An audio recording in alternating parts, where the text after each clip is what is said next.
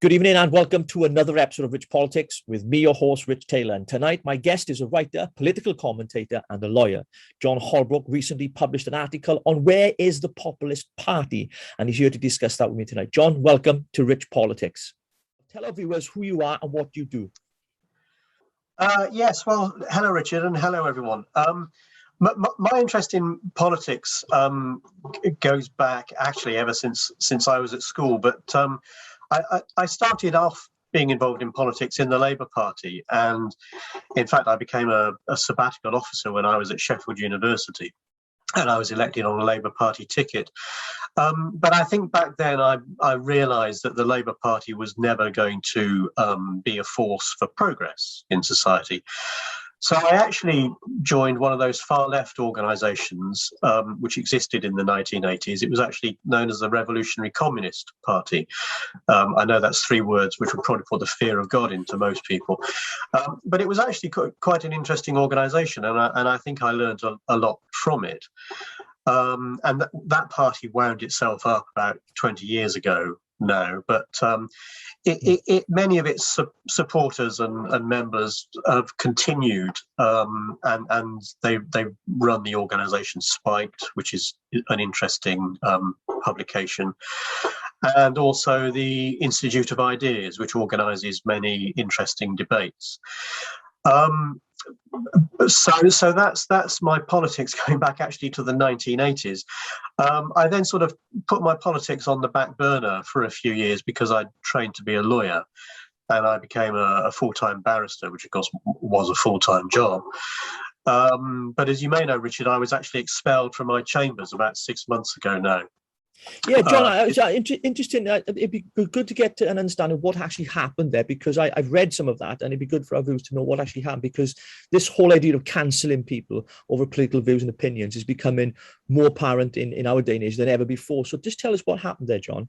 Yeah, well, it was interesting. I mean, I ought to say I always knew it would happen.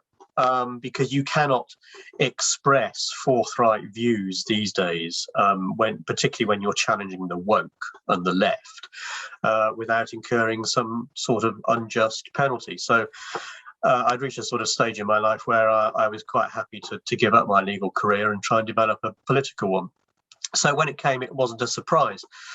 What actually happened was that the Equality and Human Rights Commission put out some promotional video which championed the Equality Act by featuring a black teenager who had defied her school uniform policy by not tying back her afro hair and generally keeping it sort of in such a way that it didn't obscure the views of other people in the school. So she was regularly sent home for not doing as the policy required. So when I saw this video, I responded to it and said the Equality Act undermines school discipline by empowering the stroppy teenager of colour. And of course, that description of her was entirely accurate and also germane to the way in which she won her case, because she won it on the basis of her race. But once a few people started complaining, my heads of chambers showed that they had no backbone and no principle, and they put up a statement basically saying that if I didn't take it down, I would be expelled. That was the implication on it. I was never going to take that tweet down because no one else is ever going to tell me what I can and can't say. I think if you're serious about politics, you have to stand by your principles. So the inevitable happened, and I was expelled. Interestingly enough, and this I haven't put this into the public domain yet because it's so this is a scoop for you, Richard. But the Bar Standards Board, which is the professional regulator of barristers, investigated that tweet, and it's very recently exonerated me. It has concluded that it did not bring the profession into disrepute. So I'm in the clear for that tweet. And also I should point out that Twitter also concluded back at the time that it breached none of their stringent rules. So there was clearly never anything wrong with that tweet. And I think it just shows how the left of this country just cannot cope with a challenge to their woke ideas. So that's why I'm no longer a practicing barrister. Well, it's interesting, and it's quite sad that we're living in these times, John, isn't it? Where people are getting cancelled for, freedom of expression and opinion, to have an opinion sometimes We've moved from it being offensive to almost criminalizing, people's thoughts and opinions. And interesting to note this last few weeks with the Taliban, we've seen the insurgents in Kabul there, and some of the scenes have been quite horrific, actually. I don't really want to discuss the handling of it because it's been quite dreadful, in my opinion. I think Biden's been not very good for what's happened there, but more to do with the fact that people have been calling for Trump to be reinstated on Twitter, given the fact that, people such as the Taliban are allowed to be on there and tweet stuff. And yet we find the former president of the United States of America still not being reinstated on Twitter. I mean, I find this whole cancelling of people because of opinions and, things that they may say, it's actually control, isn't it, John? Well, Twitter is very much a left-wing forum, isn't it? Which isn't actually to say that there aren't some very good people on Twitter, but I mean, we know from these pylons that myself and others have experienced that on the whole, it's dominated by the left. And Twitter has obviously sort of curated the sort of readership it wants by doing things like kicking Trump off it. My own view on that, by the way, is that I do think these private organisations should be able to curate who they have and don't have. The problem is that until recently, there hasn't been a conservative alternative, at least not a credible one. I mean, Twitter and, of course, the big tech companies like Amazon did what they could to curtail the growth of others, such as Gab and Parler, some months ago. But there is an interesting development here. I think it's called Getter, isn't it? Gettr, which is certainly taken off in America. That's been set up by someone who was in the Trump camp a few years ago. And that's had a lot of interest from conservatives in America. I rather hope that takes off in this country, because I think we do need to have our rival organizations, organizations where you can feel free to express conservative opinions without suffering the injustice of what happens on Twitter, where you get these attack dogs who will happily have a go at people.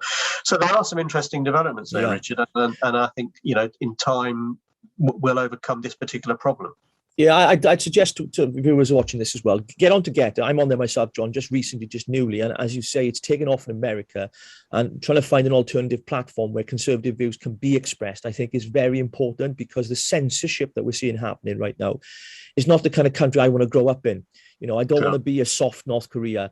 And we're seeing it with certain things the government have been doing. Now, we're not going to talk about it on this show, but people know my views on vaccine passports and lots of other issues, I want your thoughts, John, while I got you on, before we talk about your piece that you wrote on the Populist Party on your blog, which will be in the details on this video, folks. I want to talk about your thoughts on what's happening in Afghanistan right now. I mean, there's no easy answer to what's been happening there. For 2 decades, we've occupied there.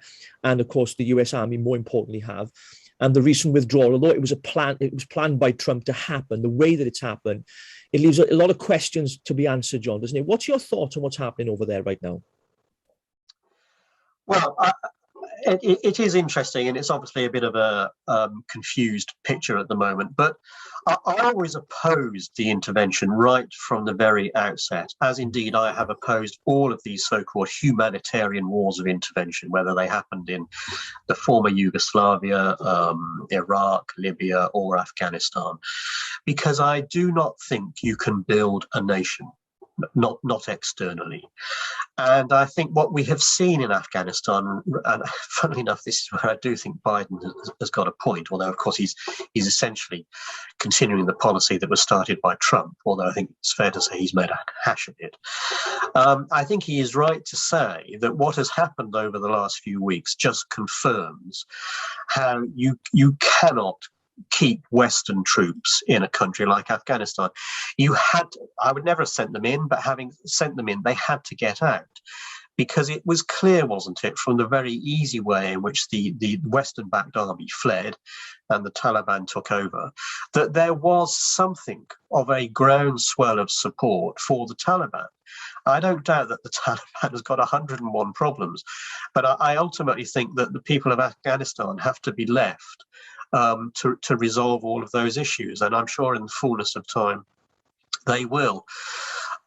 So whilst what is happening at the moment is clearly distressing, I think ultimately it paves the right way forward, which is that we must all respect the right of all peoples of self-determination.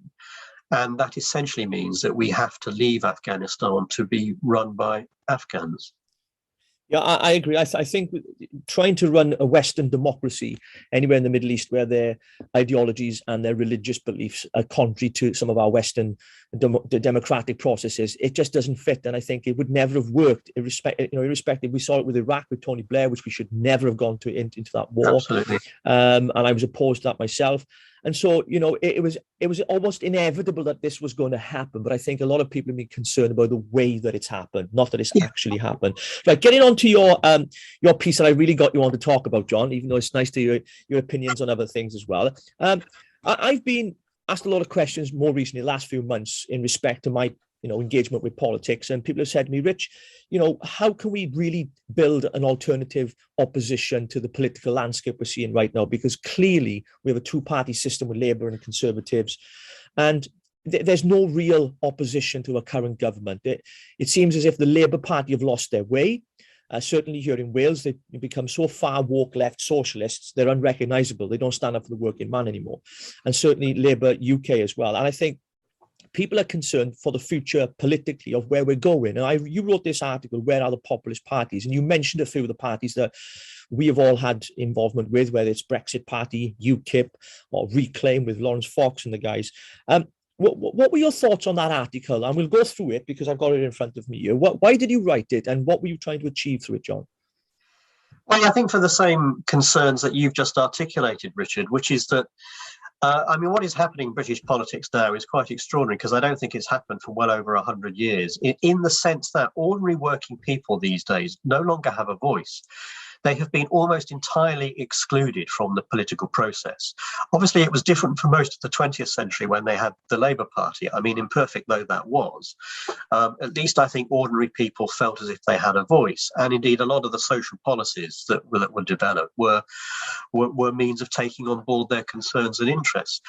Now, it already came to a head, didn't it, with Brexit, where I think we saw that the real loathing that the elite of this country have for the opinions of ordinary everyday people. And they couldn't believe that most people in this country wanted to leave the EU because they wanted democratic control over their policies.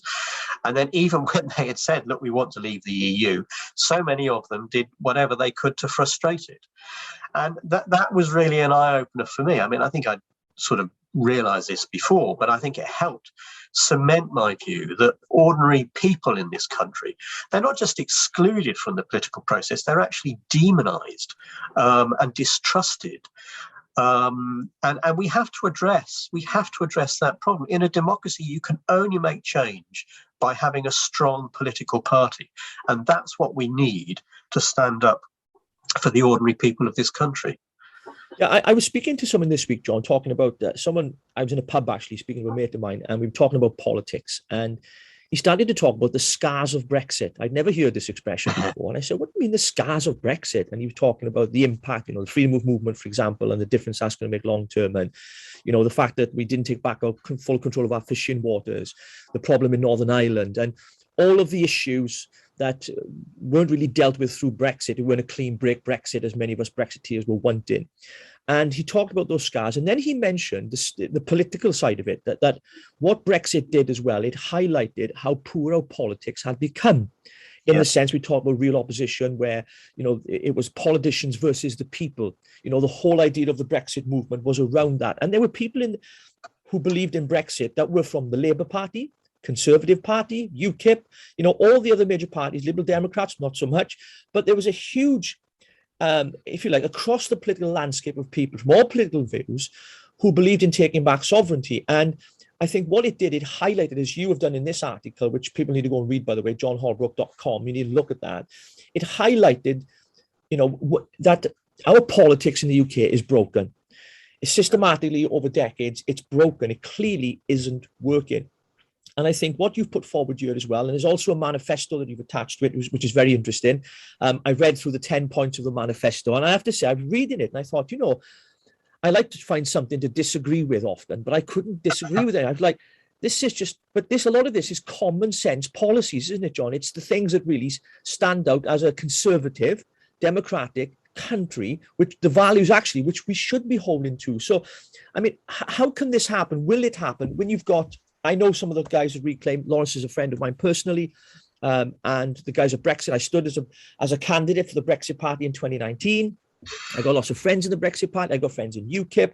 And I've had conversations here in Wales when we had the elections on here in May, the local Welsh elections. I had several meetings with a number of other political parties here to try and compromise and come together and work on, the election there to try and come, because we were going to split the vote. We knew we were going to split the vote, whether it was the Reform Party, as they know now, it was UKIP, and Boris Welsh Assembly Party was the one I was with. I don't believe in devolution, but that's for another time. So anyway, trying to work together with them, but there were too many egos in the room.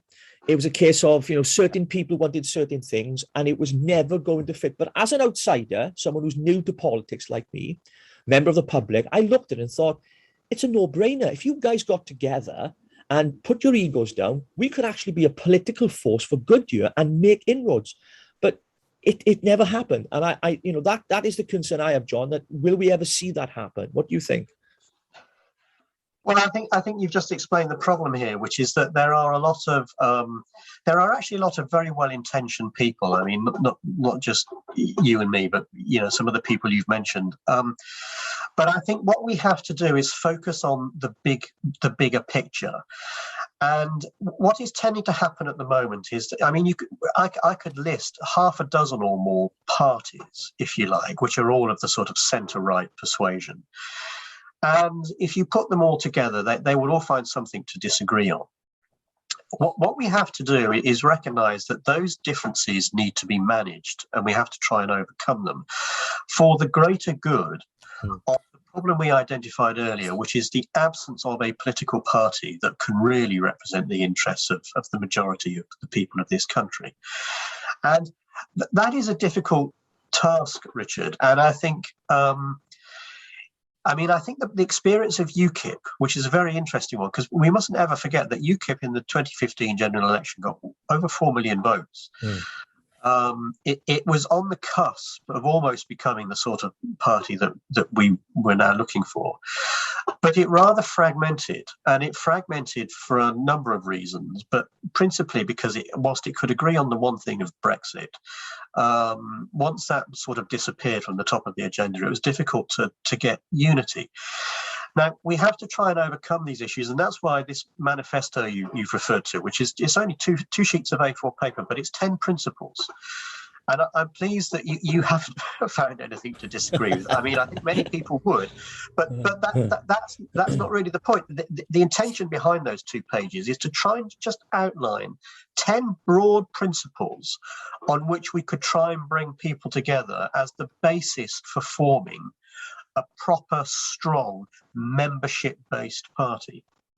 Yeah, and as you're speaking there, John, the viewers going to see the manifestos coming up right now. I'm just going to go through it just briefly. To the 10 points you mentioned in the manifesto is going to come up on the screen there. Champion free speech, which I agree with. Revive democracy. Take back control. Control immigration. Win the culture war. Restore education. Rebuild the economy. Cut the green nonsense. Maintain strong armed forces. Fight crime and restore law and order. When I read that, John, it's almost as if it's reading a conservative policy, what should be in place, because they are conservative ideas. And is it more the fact that the Conservative Party and the Labour Party and the other parties of Westminster, they've morphed and changed into something completely different from what they once were? And I think that is where there's a gap in the political scene for a party to rise. My only kind of thing is whilst I agree something needs to happen, I just find it hard to believe it can, because not just because of egos. Every leader has an ego, so I understand you have to have something about you, but it's the rise of new parties, and we've got the SDPs as well. We've got Reclaim, we've got Reform, we've got other fringe parties out there as well, all trying to make a stand. I just don't see how they can come together and work together. So I'm an optimist most of the time, but on this I'm a pessimist. You know what I mean? I just can't see it. I think you've got to. There's 2 answers to this, I think, or 2 ways of approaching the problem. One is that there are some donors out there who and we know from money that's been given to Lawrence Fox, there are some donors out there who do have substantial sums of money that they are prepared to put at the disposal of a centre-right organisation. Now, the problem is that so far, it seems to me that they've rather given it to individuals. And what they haven't done is, as far as I can tell, really seen the need to build a party. So this is my second point. You see, from the moment the Brexit Party formed, it was really a completely new party. Or type of party. It was a party that wasn't actually a party because it never had members. And I think a number of us can now see the problems with that, which came to a fore when Nigel Farage basically overnight decided to stand down all of the candidates who were going to stand against prospective Tory candidates.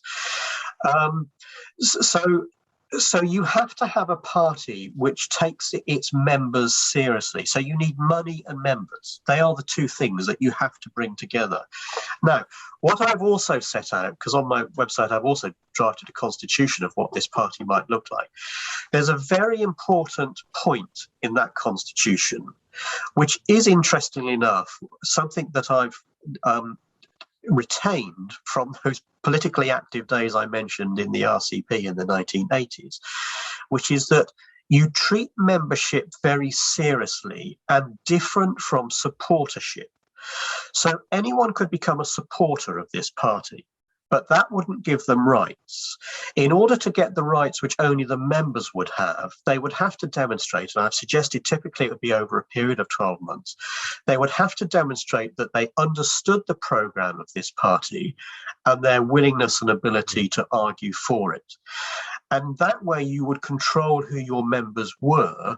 And I think that would be the best way of avoiding some of the fractious problems that some of these other parties have had. Because if you just throw open the doors to anyone without training them and trying to get them to agree on a coherent set of principles like the 10 I've outlined in this 2-page manifesto, you will get problems. You will get splinters and you will get factions, and you need to overcome that. So that's the basic model which I think needs to be put in place. You need that combination of membership, as I've just described it, and money.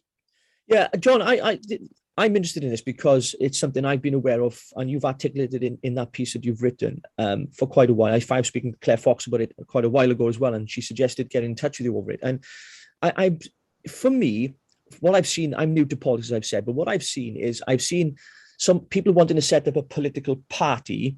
And as you mentioned there, members and money, the structure's right, it's all done the right way. There's a constitution, there's meetings, there's all that kind of stuff. But I just felt that we needed something more than the political party. We needed a movement. Brexit was, in and of itself, it was a movement. Yeah.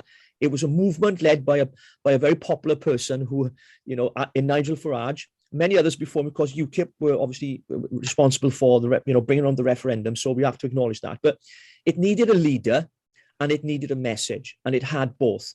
Now, they weren't in the normal sense a political party, as you mentioned, with members and all that kind of stuff, but supporters.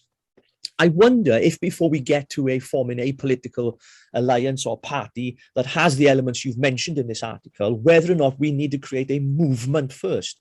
And I think what some of these individual leaders are doing, they are creating momentum by gaining followers and creating a movement and getting their message out there. So maybe we are behind creating something more established, as you've mentioned in the article, and it's because we need to create a movement. Do you see anything in that? I do see what you're saying, Richard, but I actually think in some ways there is already a movement, in the sense that there are a lot of people who feel the way that you and I do about politics and ways in which we can go about changing it. But they're all very isolated. So, for example, some of them have set up their own campaigns, whether it's Save Our Statues, Defund the BBC, or whatever. Others are doing their own podcasts, like you're doing, and a number of other people are doing. Others are involved in websites, like, you got Spiked, Unheard, The Critic, TCW, The Conservative Woman, and probably others. There's no shortage of platforms where you can write and express centre-right opinions. There's a number of think tanks which exist, debating forums which exist. So that, if you like, is the kernel for a movement. But what needs to bring it all together is a party. That is the only thing that can really give coherence to all of these disparate interests. And I think the party which I'm envisaging would have to have two central organs. One is that it would have to have a daily publication, like those that I've just mentioned, say that it would be stating the party line so that everyone could see what this new party actually stood for. And secondly, it would need to have a sort of debating forum, like you mentioned Claire Fox earlier. She's brilliant at running the Academy of Ideas. That's the sort of organisation that needs to exist under the control of this new party so that it can draw people in to discuss ideas and debate them. That, I think, I mean, you can call that a movement, but it seems to me it would have some structure to it. Formalized structure that could give it backbone and direction.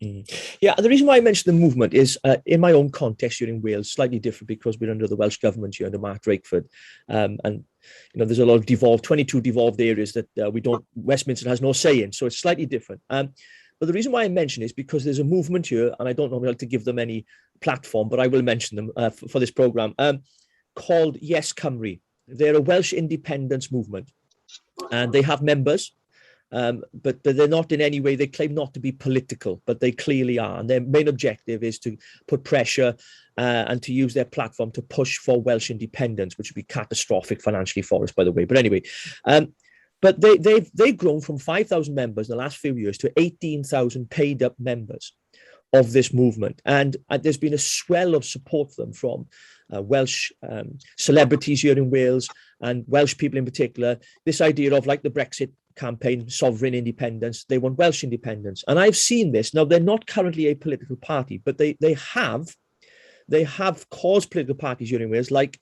Plaid Cymru, for example, to include in their manifesto at the last elections that they would want a referendum on Welsh independence. Now, had that pressure not been there from this Yes Cymru movement or pressure group, whatever you want to call them, then it may not have been included in their manifesto. There was talk that potentially one day would they become a political party, not just a movement. And this is why I was asking the question, is there, as you say, if there's already a movement at the moment of like-minded people out there, then how do we cross that bridge and reconcile those groups and bring them together on the table to really establish something that's really serious? It's got the nuts and the bolts there with its constitution, its members, its structure. It's a long shot, John, isn't it? I don't think it is. I mean, I think I haven't heard of this Yes Cymru party, but it's very interesting what you say about how they've now got 18,000 paid up members. I actually think the sort of party that I'm talking about, if it was launched, would actually get a lot of, supporters, I'd call them, but they'd be supporters who would have the option to work towards membership. And actually, you could get this party off the ground. I talked about donors because donors would be important, but actually, let's just say you only charge £50 a year to be a supporter. If you got just 10,000 people signing up, which I think you'd easily get, that's £500,000 of income a year. Now, with that, you could be running the two sorts of organisations I was talking about, the debating forum and the sort of daily newspaper. And in fact, some of those daily newspapers I mentioned, they're either run on a shoestring at the moment with almost no funding, or they have big backers. And that in itself, by the way, causes problems. What they don't have is a membership base that actually provides so much per week that essentially keeps them running.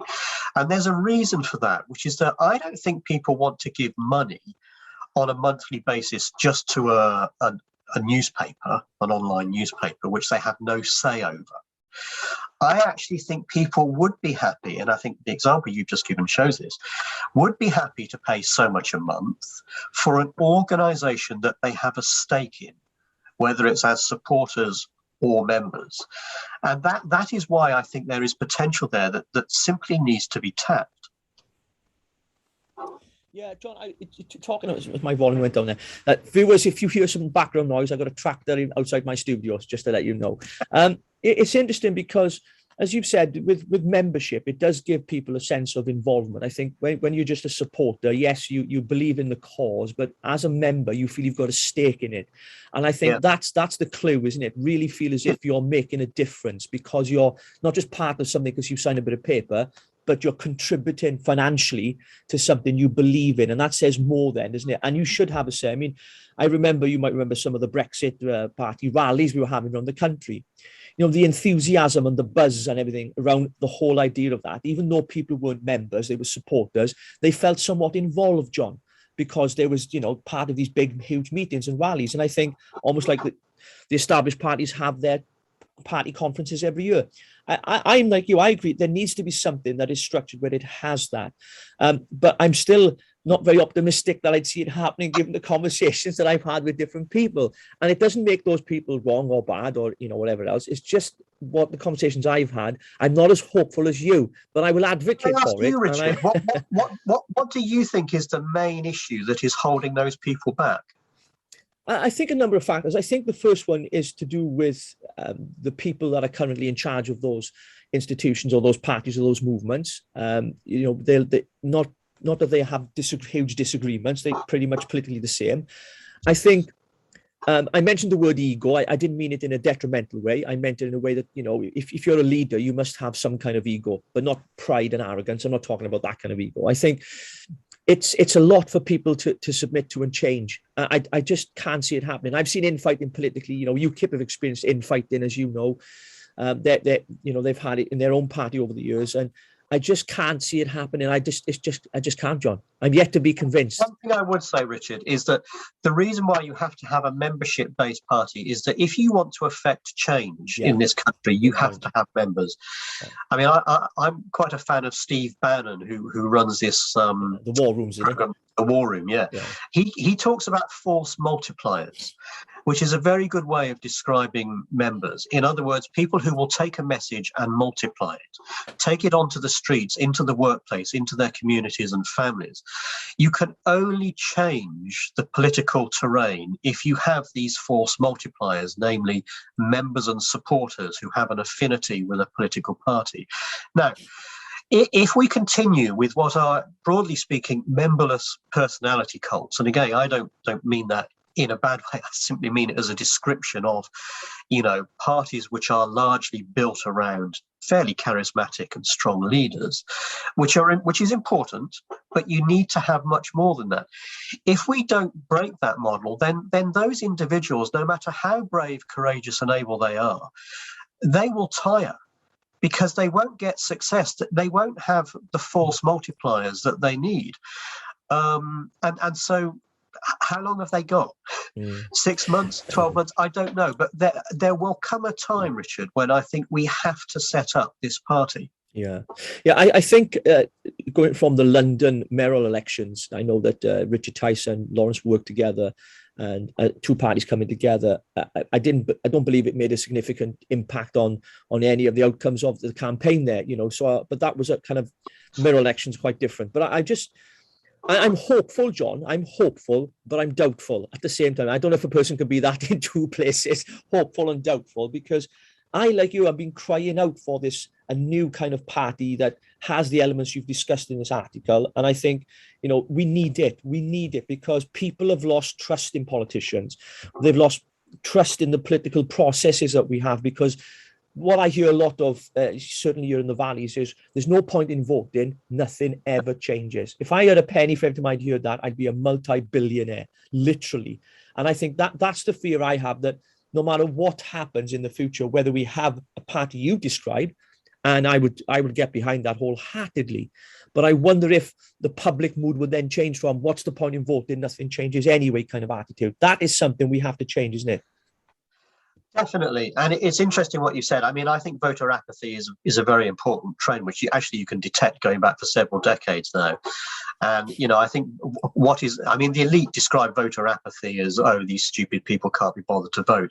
The truth of the matter is they're not voting. They're making a conscious decision not to vote because they detest all of the major parties. And I also think there is a characteristic of ordinary working class people, which is that they are not going to put their heads on the chopping block.